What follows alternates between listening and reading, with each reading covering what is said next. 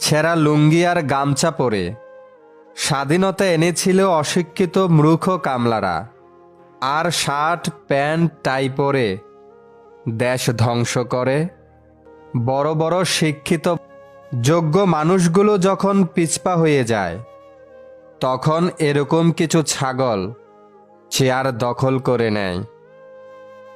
বাস্তব তো এটি, গলা জড়িয়ে ধরলেই সবাই বন্ধু হয় না। শুধুমাত্র পরিশ্রম আপনাকে কখনোই সফলতা দিবে না। সফলতার জন্য অবশ্যই দরকার সঠিক কর্মপরিকল্পনা। কিছু কিছু জিনিস প্রয়োজন ছাড়াই দরদাম না করেই কিনে নেওয়া উচিত, কারণ এরা সেই সব মানুষ যারা ভিক্ষা নয়, পরিশ্রম করে। শোনা সব কথা বিশ্বাস করো না।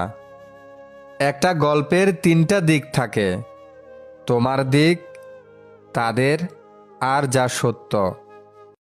কাউকে ঠকিয়ে বাড়তি কিছু পেয়ে আনন্দে আত্মহারা হওয়ার আগে নিজের ঠকার হিসাবটাও মাথায় রাখবেন।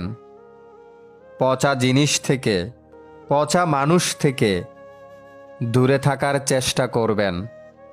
পচা নিজে একা পচে না, সাথে আপনাকেও পচিয়ে ছাড়বে।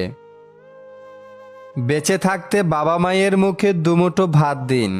মারা যাওয়ার পর সমাজ, আত্মীয় স্বজন কিংবা পাড়ার লোকদের মেজবানিগ্রস্ত গলদা চিংড়ি খাইয়ে আত্মার শান্তি খুঁজতে যাবেন না। সবখানেই এরকম একটা পাকনা থাকে। কাক টিয়াকে জিজ্ঞেস করল, তুমি খাঁচাই কেন? টিয়া উত্তর দিল, আমি কথা বলতে পারি তাই। হওয়ার আগে সব কিছুই অসম্ভব। বয়স 16 হোক কিংবা 61, চিন্তা তোমার পিছুটান ছাড়বে না। পুরনো হলেই কদর কমতে থাকে, সেটা গাড়ি হোক কিংবা মানুষ। আমাদের সমাজে কিছু মানুষের চরিত্রটা এমনই, বাহিরটা পলিশ করা, ভিতরটা কাটাই ভরা। ধনীরা এ কারণেই গরিবদের দেখে না। রূপ নিয়ে অহংকার করা ঠিক নয়। অন্যদের চেয়ে আলাদা পথ বেছে নিতে ভয় পাবেন না।